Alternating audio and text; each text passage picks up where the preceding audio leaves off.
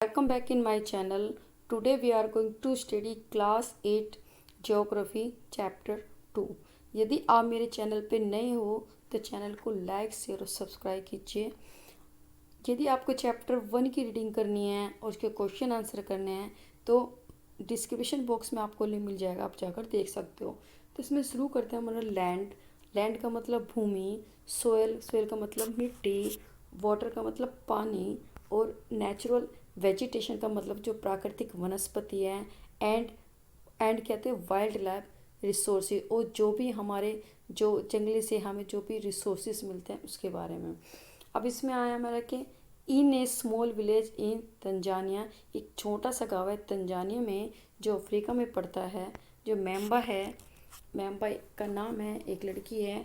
Get up, वो उठ जाती है very early in the morning, बहुत ही जल्दी सुबह, टू पैच वाटर, पानी को भरने के लिए। She has to walk a long way, वो क्या करती है, काफ़ी लंबा रास्ते को वो कवर करती है। And the return after a few hours, और फिर लौटती है कुछ घंटों के बाद। She then the helper mother in the house, और जो वो फिर के उसके बाद क्या करती है, जो पानी को लेके आती है, उसके बाद वो अपनी मदर की, अपनी मम्मी की हेल्प करती है घर के कामों में।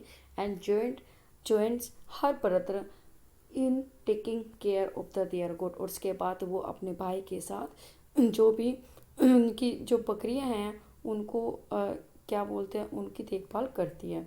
All are the family own is a piece of the rocky land around their small hut, जो एक छोटी सी जो उनका घर है, जो उनकी झोंपड़ी में जहाँ पे वो रहते हैं, तो उसके पास एक छोटा सा रॉकी का लैंड है, पथरीला, आपको पथरीला वो एक ज़मीन है। मेम्बा फादर कैन द ये बेयरली ग्रो सम मेजेज, और जो मेम्बा के फादर है, बेयरली का मतलब बहुत ही मुश्किल से या बहुत ही कम वो मेज़ मक्का को उगा पाते हैं। And the beans on it, और कुछ बीन्स को, कुछ फलियों को, after a toiling the hard, toiling hard का मतलब कठिन परिश्रम करके। This is not enough to feed their family for the whole year, और ये क्या होता है कि जो भी वो कमाता है, ये जो मेज़ को, मक्का को आप उगा के, और या फिर बीन्स को, तो उसके बाद जो भी इनकम होती है वो पूरे साल उनके लिए काफ़ी नहीं होती। इसमें हमें एक एक्टिविटीज़ है कि ऑब्जर्व द लैंड, हमें एक मतलब निरीक्षण करना है जो भी भूमि है, एक उस वहाँ पे किस तरह की मिट्टी है और किस तरह की वाटर एबिलिटी है रीजन में जहाँ पर हम रहते हैं। डिस्कस इन योर क्लासेस, अपने फिर क्लास में आपको डिस्कस करना है how it has the influence the life style, कि किस तरह से जो भी ये रीजन होता है, जो सोयल होती है, जो वाटर होते हैं, जिस रीजन में, जिस क्षेत्र में हम रहते हैं, वो तो किस तरह से हमारे लोगों की जो लाइफ स्टाइल है या मतलब रहने का जो जीवन है वो किस तरह से उसको प्रभावित करती है। अब एक साइड तो हमने देखा मेम्बा की स्थिति, तो वो जो तंजानिया है वो अफ्रीका में है। दूसरा है हमारा पैटर ए lives in the heart of the sheep rearing the region in the New Zealand, where is the family that runs a wool processing the factory. जो पैटर्स है वो कहाँ पे रहता है, कि जो सीप के पालने का जो स्थान है न्यूजीलैंड में, जिसको एक हट दिल बोला गया है, तो वहाँ पे वो रहता है। और उसकी जो फैमिली है, जो उसका परिवार है, क्या नाम, वूल प्रोसेसिंग मतलब ऊन को बनाने की उसके पास एक फैक्ट्री है। Everyday when he return from school, जब भी वो अपने स्कूल से लौटता है, तो जो पैटर है वो वाचिज his the uncle the taking care of their sheep, मतलब जो भी शीप है, मतलब जो भी भेड़ है, वो जो भी स्कूल से वो लौटता है तो वो अपने अंकल को देता है किस तरह से वो उनकी भेड़ों की देखभाल करते हैं। There the sheep yard is situated in the wide the grassy plain with the hill in the far distant, और जो भी उनकी सीप यार्ड है, सीप यार्ड का मतलब है कि जहाँ पे उन भेड़ों का रहने का स्थान है, वो एक स्थान रहता है कि हरे भरे जो एक समतल एरिया में, जो कांपे की जो हिल एरिया है, तो काफ़ी उसकी मतलब जो प्लान एरिया वो हिल का काफ़ी दूर डिस्टेंट पर वो कवर्ड है, मतलब वहाँ पे वो है। It is the manage it is a scientific way using the latest technology, और वो यूज़ करती है नई टेक्नोलॉजी को यूज़ करके। Peter family also grow vegetable through organic farming. और जो पैटर है, पैटर की जो फैमिली होती है, जो भी वो यूज़ करती है, जो भी उगाती है वेजिटेबल्स को, वो ऑर्गेनिक फार्मिंग के द्वारा नई टेक्नोलॉजी को यूज करके वो उसको कमाती है। अब Memba and the Peter the stay in the two different part of world. अब मेंबा और जो पैटर है दो अलग अलग हमने वर्ल्ड के पार्टों में देखे ही, जहाँ जहाँ पे रहता है। मेंबा अफ्रीका में तंजानिया में रहती है, और जो पैटर न्यूजीलैंड में रहता है, जो काफ़ी डेवलप एरिया है। ताकि और अफ्रीका मेंबा जहाँ रहती है वो इतना डेवलप नहीं है। And the lead very the different life, इसलिए उनकी दोनों की लाइफ स्टाइल में काफ़ी अंतर है। This is difference because of the difference in the quality of the land soil. क्योंकि उन दोनों के रहन सहन में अंतर इसलिए होता है क्योंकि वो जहाँ पे रहते हैं, जो वहाँ की लैंड की क्वालिटी, वहाँ की गुणवत्ता किस तरह की, वहाँ की मिट्टी किस तरह की है, वहाँ का पानी कैसा है, एंड नेचुरल वेजिटेशन, वहाँ की जो प्राकृतिक से जो वनस्पति है वो किस तरह की है, वहाँ के एनिमल्स जानवर किस तरह के हैं, एंड यूजेस ऑफ टेक्नोलॉजी, किस तरह से टेक्नोलॉजी को यूज किया है। और जो पैटर है वेल डेवलप कॉन्टिनेंट में रहता है, ऑस्ट्रेलिया के पास, तो वहाँ पे क्या होता है कि एक अच्छी टेक्नोलॉजी यूज करके वो फार्मिंग करते हैं।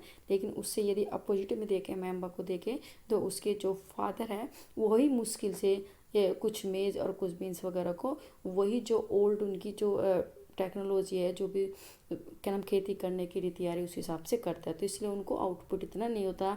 तब की जो पैटर की फैमिली है उनको काफ़ी आउटपुट। अब आता है हमारा लैंड। तो land is the among the most important natural resources. जो लैंड है, भूमि है, काफ़ी महत्वपूर्ण प्राकृतिक स्रोत रहा है हमारा। It cover only the about the 30% of the total area of the earth surface. जो हमारी अर्थ का जो सरफेस है, जो भाग है, उसका केवल 30% ही हमारा लैंड है। All the part of the this the small the percentage are not a habitable. मतलब कह रहे कि जो भी हमारा भाई 100% में से जो भी 30% है हमारा, वो इतना कम परसेंटेज होने के बावजूद भी सारा स्थान हमारा हैबिटेबल नहीं है, ह्यूमन बींग के लिए नहीं है। क्योंकि हमें पता है 70% तो हमारा वाटर है अर्थ में।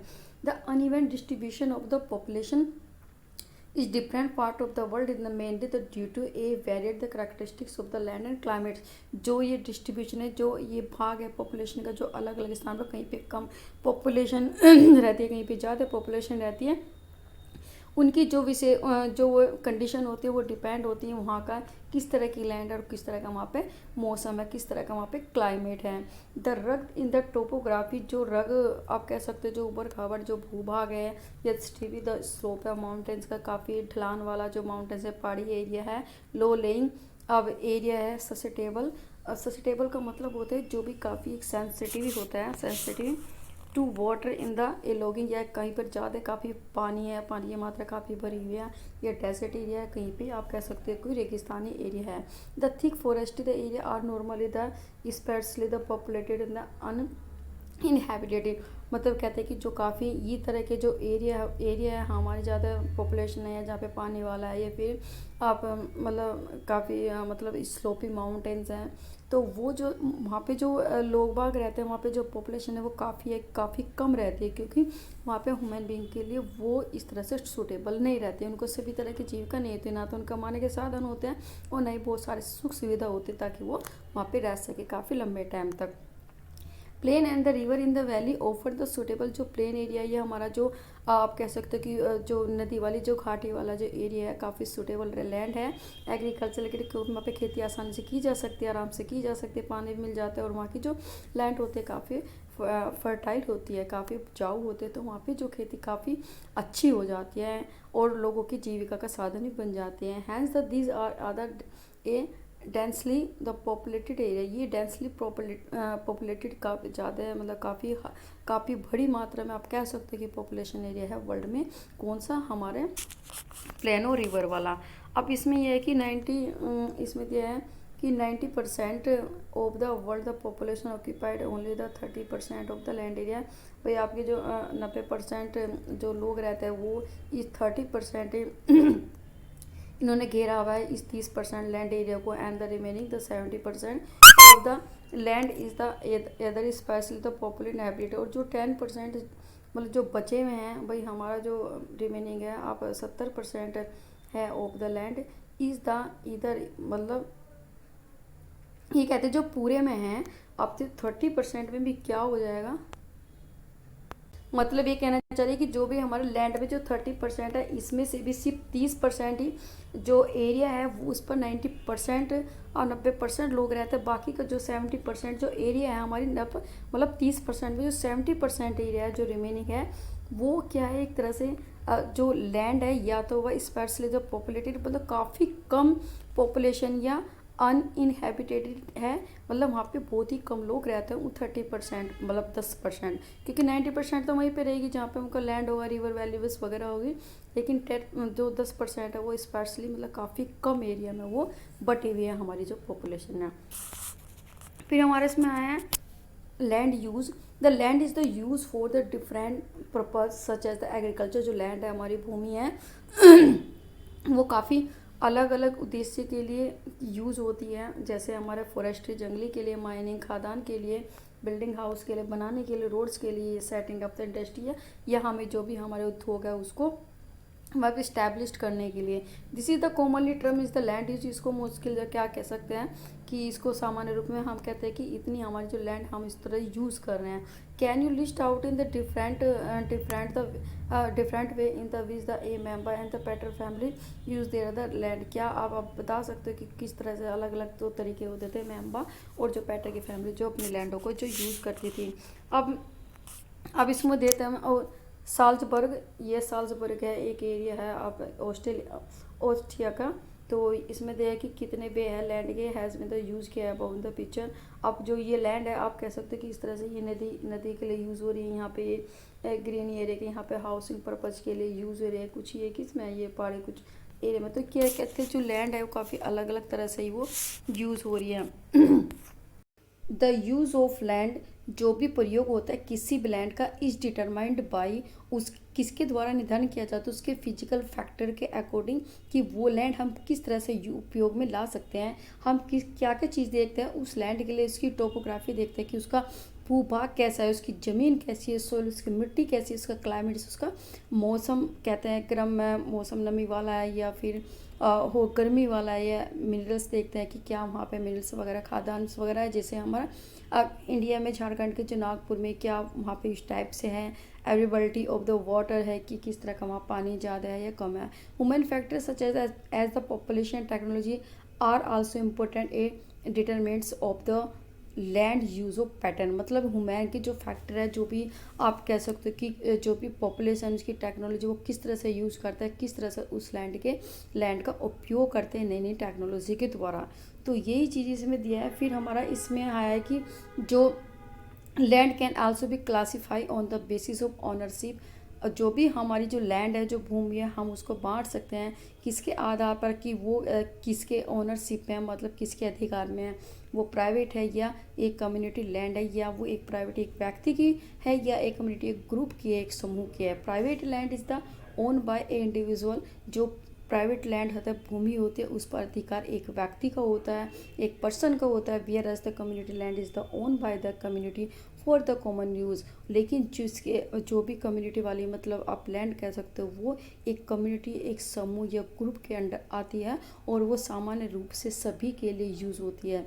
जैसे जो भी उसमें ज़मीन होता है कम्युनिटी की, वो क्या होता है कि कलेक्शन ऑफ द फूड, मतलब चारे के लिए सभी का उस पर समान अधिकार होता है। जो भी उस पर प्रोडक्शन होगा, फूड होगा, नट्स होगा, काजू होगा, या फिर मेडिसिन हर्ब्स हो गई, वो तो सभी कम्युनिटी सभी व्यक्ति को उस पर अधिकार होता है। This community land are also the called the common property resources. इसलिए इस तरह की जो कम्युनिटी जो लैंड्स होते हैं उसको हम एक सामान्य प्रॉपर्टी रिसोर्सेज बोलते हैं। कॉमन मतलब जो सभी के लिए सामान्य है, उसको वो सभी उसके लिए यूज़ करेंगे। फिर हमारे पास है the people of the their demand are ever the growing. जो भी लोगों की जो मांग होती है वो हमेशा बढ़ती जा रही है, but the availability of the land is limited. मतलब कहना क्या चाह रहा है, ये कहना चाह रहा है कि जो लोग होते हैं, ज़्यादा ज़्यादा लोग हो रही है, ज़्यादा ज़्यादा पब्लिक हो रही है, ज़्यादा पॉपुलेशन हो रही है, तो इससे क्या हो रहा है कि भाई जैसे ज़्यादा लोग होंगे तो इसलिए ऐसे उनके रिसोर्सेज की डिमांड भी ज़्यादा होगी। लेकिन हमारी जो अवेलेबिलिटी है, जो हमारी जो लैंड है, वो तो एक फिक्स है। The quality of the land also the differ from place to place. जो भी क्वालिटी है, जो गुणवत्ता है, जो भी हमारी भूमि की, वो एक स्थान से दूसरे स्थान पर बिल्कुल अंतर दिखाई देता है उसमें। People started the encroaching the common land to the build up in the commercial area. मतलब इसमें कह रहा है कि जो मतलब लोग होते हैं उन्होंने शुरू करते हैं। इन क्रॉसिंग का मतलब क्या होता है कि जो भी हमारी जो लैंड है, जैसे हमारी कृषि के लिए लैंड थी, एग्रीकल्चर के लिए लैंड थी या फॉरेस्ट्री लैंड थी, हमने उसको एग्रीकल्चर बनाया, जो एग्रीकल्चर लैंड थी आज हम उसको बिल्डिंग्स वगैरह में कन्वर्ट कर रहे हैं। मतलब उसका हम दूसरी तरह से यूज़ कर रहे हैं, जिस पर्पज़ के लिए उसको यूज़ करने के लिए बनाई गई है उस तरह से हम उसको यूज़ नहीं कर रहे हैं।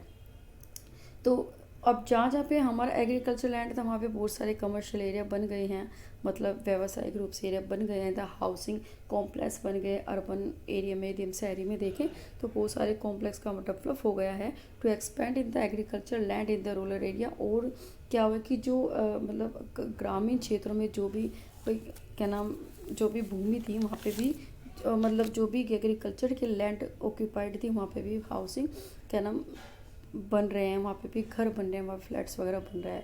Today in the vast changes in the land use the pattern also reflect in the culture changing in the आर्थ सोसाइटी।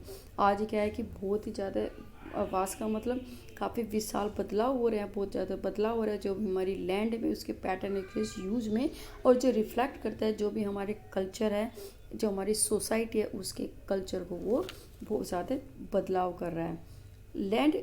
लैंड डिग्रेशन का मतलब क्या होता है कि जो लैंड की जो गुणवत्ता कम होती जा रही है, भाई फर्टिलिटी ज़्यादा है तो वो धीरे धीरे क्या हो रही है, कमर के वजह से ज़्यादा है क्या हो रहा है, उस पर ज़्यादा फसल उगाई जा रही है, तो उससे क्या उसकी गुणवत्ता धीरे धीरे कम होती जा रही है। लैंड स्लाइड्स हो रहे हैं काफ़ी, मतलब जो ज़मीन है वो क्या नाम धंसती जा रही है। सोयल एरोसन कह सकते कि मिट्टी का कटाव होता जा रहा है। वो डेजर्टिफिकेशन हो रहा है, मतलब जो भी हमारी फर्टिलाइटी जो लैंड है वो धीरे धीरे एक बंजर भूमि में या एक रेतीले भूमि में कन्वर्ट हो रही है in the major in the threat of environment. और इससे क्या हो रहा है कि बहुत सारे हमारे एनवायरनमेंट पर काफ़ी गलत इफेक्ट पड़ रहा है, काफ़ी विपरीत प्रभाव पड़ रहा है because of expansion of agriculture and the construction activities. क्योंकि जो लैंड है इसे जो ये किस वजह से हो रहा है कि जो लैंड है, जो कृषि योग्य जो भूमि है, हमने जो भी उसको भाई जंगलों है क्या कर दिया, भाई जंगल थे पहले फॉरेस्ट्री थी, हम उसको काट कर उसको एग्रीकल्चर के लिए बना दिया है। फिर हमने वहाँ पे जहाँ पे धीरे धीरे जैसे अर्बन एरिया वहाँ पे एग्रीकल्चर ही था, तो धीरे धीरे वहाँ पे भी हमने क्या कंस्ट्रक्शन एक्टिविटीज कर दिया है। इससे क्या हुआ है कि बहुत ज़्यादा हमारे एनवायरनमेंट्स पर गलत इफेक्ट पड़ रहा है, बहुत ही ख़राब इफेक्ट पड़ रहा है। फिर इसमें आगे है, इसमें दिया है हमें, हाँ आप ये देखिए कि ये किस तरह से इसमें एक्टिविटीज़ इसमें दिए हैं। भाई पहले तो क्या होता था कि ज़मीन होती थी, यहाँ पे ये हल वल चला रहे घर वाले होते थे, यहाँ पे खेत वगैरह ये आप देखें खेत के लिए खेत होते थे। धीरे धीरे क्या हो गया कि भाई जो ये क्या नाम नई नई टेक्नोलॉजी, भाई पहले हल चलाते थे मतलब बीज वगैरह बोने के लिए, अब धीरे धीरे क्या ट्रैक्टर का डेवलपमेंट हो गया। अब यहाँ पे जो भी जहाँ पे कच्चे घर थे, झोपड़ी वाले घर थे, तो धीरे धीरे यहाँ पे पक्के घर में बन गया है। अब यहाँ पे थोड़ी झोपड़ी टाइप में मतलब इस तरह से घास मतलब जंगल वगैरह थे, तो वहाँ पे भी वो धीरे धीरे क्या हो रहा है हुए घर बन रहा है। उसके बाद क्या हो रहा है कि धीरे धीरे भाई यहाँ पे क्या हो रहा है कि जहाँ पे ये ट्रैक्टर वैक्टर अब यहाँ पे गाड़ी वगैरह चल रही है, और वो छोटे छोटे घर थे वो थोड़े बड़े में डेवलपमेंट हो रहा है, और जो पहले ग्रीनी एरिया था वो सारा अब धीरे धीरे बिल्डिंग में कन्वर्ट हो रहा है। और यहाँ पे क्या है कि अब तो कृषि के लिए लैंड काफ़ी कम बन गई है। अब क्या करें कि जहाँ पे कृषि की लैंड थी अब धीरे धीरे वहाँ पे पार्क वार्क डेवलप हो रहा है। यहाँ पे जो कार्स थी, यहाँ पे ट्रक्स वगैरह ये चल रही है, बाकी के ये क्या हो रहा है कि बिल्डिंग है, कॉम्प्लेक्स वगैरह ये बन रहे हैं। अब ये देख लीजिए ये बहुत सारे फ्लैट्स बन गए और ये पक्के घर में इसमें कन्वर्ट हो रहा था। धीरे धीरे चेंज हो रहा है लैंड का हमारा जैसे जैसे। अब कंजर्वेशन क्या होता है, conservation of the land resources, किस तरह से जो भी लैंड है, लैंड के जो स्रोत है, जो भी हम पे नेचुरल रूप से हमें मिले, तो हम उसको किस तरह से बचा कर रख सकते हैं, किस तरह से उसकी रक्षा कर सकते हैं, किस तरह से हम अपनी जो नई जनरेशन है उसके लिए किस तरह से हम बचा कर रख सकते हैं या उसकी क्वालिटीज़ को कम होने से रोक सकते हैं। तो ग्रोइंग इन द पॉपुलेशन की जो बढ़ना है हमारी जो पॉपुलेशन का जनसंख्या का, and there the ever the growing in the demand, और जिस तरह से उनकी डिमांड मांग बढ़ रही है, तो इससे क्या होता है had lead to in the large scale a destructions, वो नाश हो रहा है हमारा जो फॉरेस्ट्री, जो भी हमारा जो ज़मीन है जो फॉरेस्ट से जंगल से घिरी हुई थी उसका नाश हो रहा है, धीरे उसके काटा जा रहा है। एंड अरेबल द लैंड, और जो साफ़ सुथरी, अरेबल का मतलब साफ़ सुथरी जो लैंड है भूमि है उसका भी बिल्कुल नाश हो रहा है। इससे क्या हो रहा है has created a fear of the losing of this natural resources, और इसलिए इससे क्या हो रहा है कि धीरे धीरे हम हमारा ये डर बनता जा रहा है कि हम धीरे धीरे जो भी हमारे प्राकृतिक स्रोत हैं हम उसको बिल्कुल ही ख़त्म कर देंगे, बिल्कुल ही हम उसको खो देंगे। तो इसके लिए क्या करना है कि therefore a present rate of degradation, इसलिए हमें आज के टाइम में हमें जो डिग्रेशन हो रहा है, हमारी लैंड गैस क्वालिटीज़ कम हो रही है, तो मस्ट भी चेक, हमें उसके लिए काफ़ी सतर्क होना चाहिए, इसको चेक करना चाहिए। एफोरेस्टेशन, हमें क्या करना है कि एफोरेस्टेशन करना है कि ज़्यादा से ज़्यादा जो जंगल से कवर है, दोबारा हमें क्या करना है कि वहाँ पे ज़्यादा से ज़्यादा पेड़ पौधे उगाने हैं, अपने एनवायरनमेंट को ग्रीनिंग करना है। लैंड रिक्लेमेशन और धीरे रिक्लेमेशन का पुनरुत्थान करना है, मतलब जहाँ पे हमारा जंगल को हमने खेत का मतलब आपने क्या किया कि जो जंगल है वहाँ पे हमने उसको एग्रीकल्चर के लैंड में कन्वर्ट कर दिया। अब एग्रीकल्चर उसको जंगल वाले एयर में दोबारा उसको कन्वर्ट कर सकते हैं, या जहाँ पे हमने मकान बांधे एग्रीकल्चर लैंड थी वहाँ पे, तो उसके लिए हम धीरे धीरे वहाँ पे उसको उसमें उसका बदलाव करना है, मतलब उस तरह से करना है, ज़्यादा ग्रीनी करना है।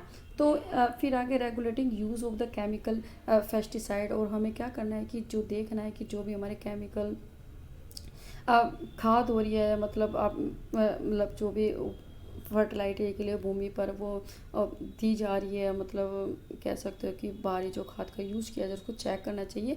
तो इसे check on the overgrazing, और जो ओवर ग्रेजिंग और the sum in the common in the method use of the conserve of the resources, और हमें देखना है कि जो भी ज़्यादा जो भी एरिया है वहाँ पे मतलब उसको आप कह सकते हो कि मतलब जो भी जानवर होते हैं वो उनको चराया जा रहा, तो उसको हमें रोकना चाहिए, और इस तरह से हम अपनी लैंड को बचा कर रख सकते हैं। फिर हमारे इसमें है कि एक ग्रोसरी की वेदरिंग क्या होती है, the breaking up and the decay in the expose rock, जैसे टूटना, जो भी हमारा टूटना है और वो धीरे धीरे वो मतलब ख़त्म हो रहा है, हमारी रोक्स हो रहा है, मतलब तो बाय इन द टेम्परेचर वो किस तरह से उसमें दरार आ रही है, तो वो किसके कारण से होते हैं कि धीरे धीरे हमारी रोक जिस तरह से बड़े बड़े जो चट्टान है उसमें ब्रेकिंग हो रही है, वो टूटती जा रही है, वो मतलब कम होती जा रही है, तो वो होता है हमारे टेम्परेचर की, जिस तरह ज़्यादा टेम्परेचर बढ़ेगा तो उसमें से क्रैक्स आएंगे टेम्परेचर की वजह से, या ए फॉरेस्ट, या फिर काफ़ी कम टेम्परेचर जो है उसकी वजह से, यदि फॉरेस्ट एक्शन होता है, या प्लांट्स हैं, एनिमल्स हैं, ह्यूमन एक्टिविटीज, इनकी सभी की वजह से तो क्या हो रहा है, हमारी जो रॉक्स हो रही है उसमें काफ़ी ब्रेकिंग हो रही है। फिर हमारा इसमें आया है कि सोयल क्या होता है, the thin layer of the एक grainy substances cover in the surface of the earth is the called the soil, कि जो भी हमारी जो मतलब अर्थ है, अर्थ का जो सरफेस, अर्थ का जो तल है, वो एक पतली सी परत और एक मतलब ग्रेनी दानेदार एक चीज़ से कवर्ड है, जिसको हम मिट्टी के सोयल कहते हैं। It is the closely the link to land, जो बिल्कुल क्या नाम हमारी लैंड से जुड़ी है, बिल्कुल लैंड के पास है। Land form determine the type of the सोil, जो भी लैंड फॉर्म है, जो भी ज़मीन का बनना है, वो निर्धारण करता है कि किस तरह से हमारी मिट्टी है। मिट्टी is the made of the organic matter, जो भी हमारी मिट्टी है वो हमारे ऑर्गेनिक मैटर से बनी है, मिनरल्स से बनी है। ऑर्गेनिक मैटर्स होता है जैसे हमारे पेड़ पौधे का, और या फिर जानवर वगैरह जो मरे वो दब गए हैं, और उससे क्या हो गया कि हमारी जो सोयल का निर्माण हुआ है, मिनरल्स का निर्माण हुआ है, खाद्यान्नों का निर्माण हुआ है, and weathering rock found of earth, और जो हमें जो हमारी अर्थ में बहुत सारे मिलते हैं वेदरिंग, जो भी कटाव हो रहा है उसका रॉक्स का, वो हमें उसके काटने से वो हमें सोयल का क्या नाम फॉर्म होता है। This happen in the process of weathering, ये सभी किसकी वजह से होता है इस सोयल में, तो वेदरिंग की वजह से होता है ये। फिर the right mix of the minerals of the organic matter is the soil the fertile, मतलब कहते हैं कि जो मिनरल्स होते हैं, जो भी पोषक तत्व होते हैं, और उसमें ऑर्गेनिक मैटर जीव जंतु है वो दब जाते हैं काफ़ी मौसम के अकॉर्डिंग, टाइम के अकॉर्डिंग, तो वो वाली जो ज़मीन होती है वो काफ़ी क्या होती है, सोयल को फर्टिलाइज करते हैं, उसको उपजाऊ बनाती है। फिर इसमें आगे है लैंड स्लाइडिंग क्या होता है।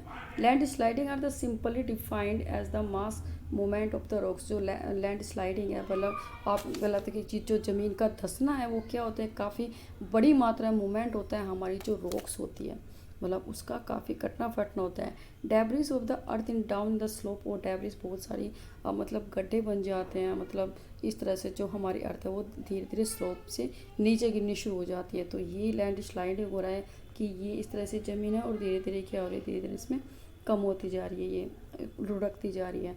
The often in the take in the place in the conjunction with the earthquake, और जो ये हमारा लैंड स्लाइडिंग है वो किसी तरह से हमारे अर्थक्वेक भूकंप से जुड़ा होता है, फ्लड से जुड़ा होता है, बाढ़ से जुड़ा होता है, एंड वोल्केनो से जुड़ा होता है हमारे ज्वालामुखी से जुड़ा होता है। तो ये prolonged the spell of the rain, यदि लगातार ये चीज़ होती रहे, लैंड स्लाइडिंग रहे, तो वो एक स्प्लेंड मतलब जो बारिश का एक तरह से होना, वो चक्र स्टार्ट हो जाता है। तो इससे भी क्या होता है कि काफ़ी हमारा गलत इफेक्ट पड़ता है हमारे एनवायरनमेंट में। Can the causes the heavy sliding and the can in the block in the flow of the river and the quick some time, यदि काफ़ी लंबे टाइम तक क्या हो जाए कि जो बारिश है उसका मतलब धीरे धीरे वो ज़्यादा होती चली जाए, तो इससे काफ़ी कारण बन जाएगा कि हमारी लैंड स्लाइडिंग काफ़ी बड़ी मात्रा में होगी। और वो क्या होगा कि जो हमारी नदी है, नदी का जो पानी है वो ब्लॉक हो जाएगा, मतलब बहुत सारे एरिया में वो ब्लॉकिंग हो जाएगी कुछ टाइम तक।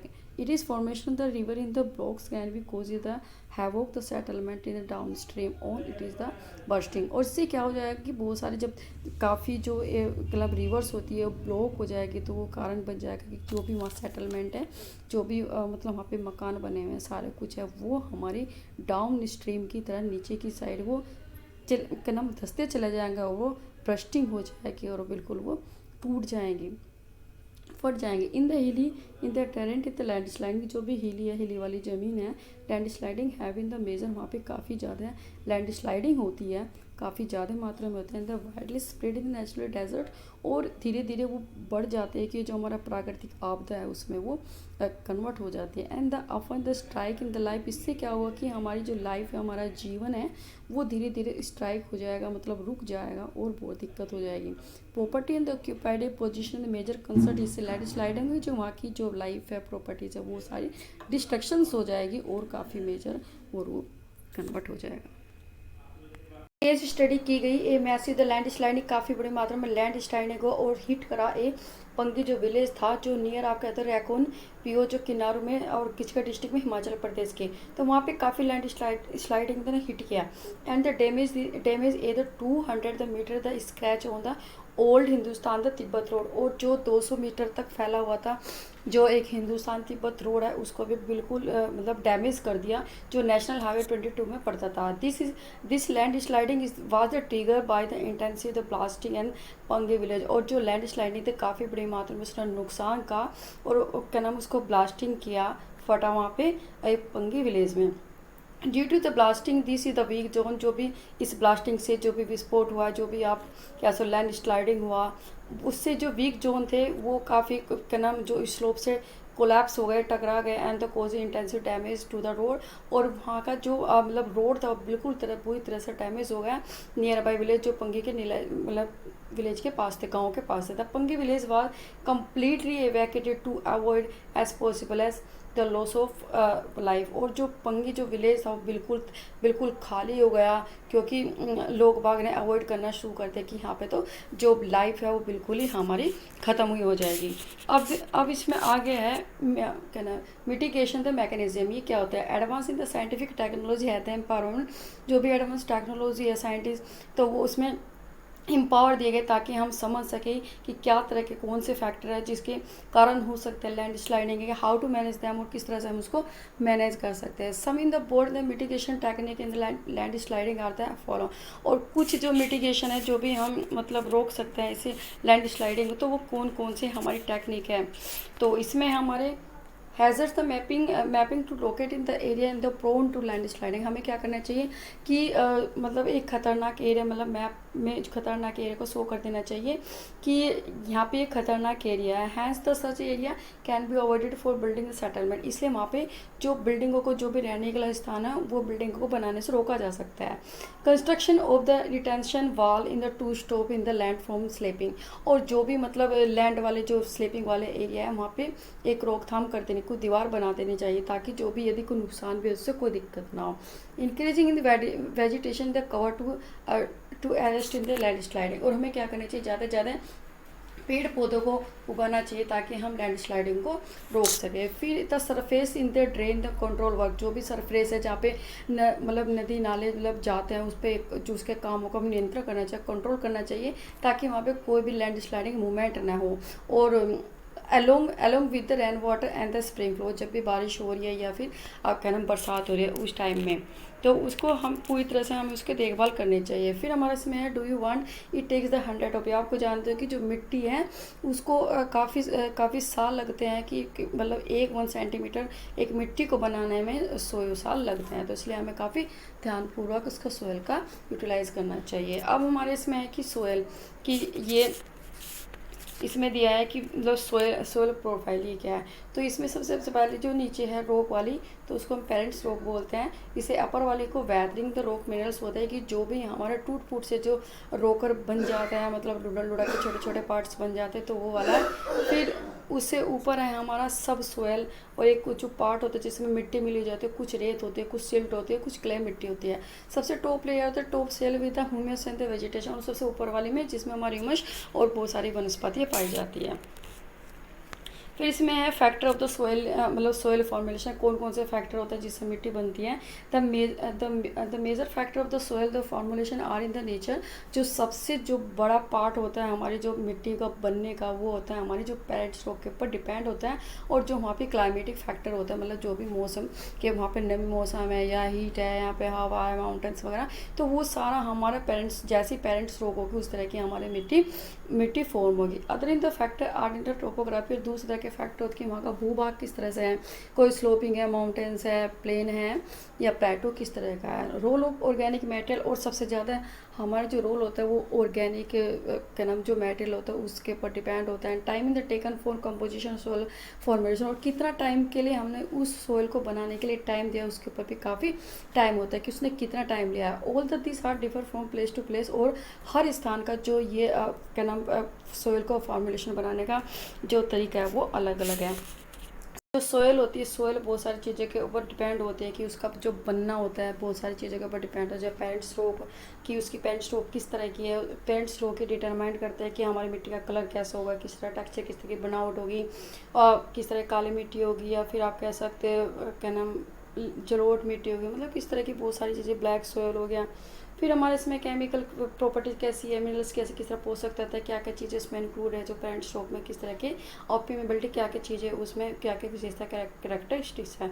फिर हमारे इसमें कि क्लाइमेट्स कैसा है, कि किस तरह है कि टेम्परेचर, कि वहाँ का गर्म मौसम है या फिर ठंडा मौसम, उसके ऊपर डिपेंड होती है। रेनफॉल, बारिश भी काफ़ी प्रभावित करती है। रेट ऑफ वेदरिंग की किस तरह का हमारा जो दिन प्रतिदिन का मौसम किस तरह का, ह्यूमस किस तरह की फॉर्मेशन बनी हुई है, तो ये सारे हमारे सोयल के ऊपर डिपेंड होते हैं। सोयल डिपेंड होते हैं इन सभी चीज़ों के ऊपर। फिर रिलीफ का मतलब एटीट्यूड्स की वो हाइट है, ऊंचाई पर है, स्लोप ढलान वाला एरिया है, डिटरमाइंड एक्यूमुलेटिव ऑफ सॉइल, वो सभी ये सारी जो चीज़ें होती है सारे मिट्टी को बनाने में बहुत हेल्पफुल होती है। फिर flora fauna and the micro organism, किस तरह की वहाँ पे मतलब पेड़ पौधे, पशु पक्षी, किस तरह की चीज़ें, किस तरह की वनस्पति है, किस तरह के वहाँ पे कीड़े हैं, वो तो ये सारे पर डिपेंड होती है। Affect the rate of the humus the formulation, सबसे ज़्यादा जो इफेक्ट होता है वो ह्यूमस फॉर्मुलेशन का होता है। फिर टाइमिंग क्या होता है, determined the thickness of the soil profile, जो समय होता है वो भी काफ़ी ऊपर डिपेंड होता है कि ये जितना ज़्यादा टाइम होगा उसी तरह की उसकी हमारी सॉइल की थिकनेस होगी। तो जो आगे है हमारा इसमें, इसके आगे है और degradation the soil of the conservation measurement, इसको हम अगले वाली वीडियो में करेंगे क्योंकि नहीं तो वीडियो काफ़ी लंबी हो जाएगी। तो आपको मिलते हैं इसके सेकंड पार्ट के साथ, तब तक के लिए अपना ध्यान रखिए। Thank you for watching, take care.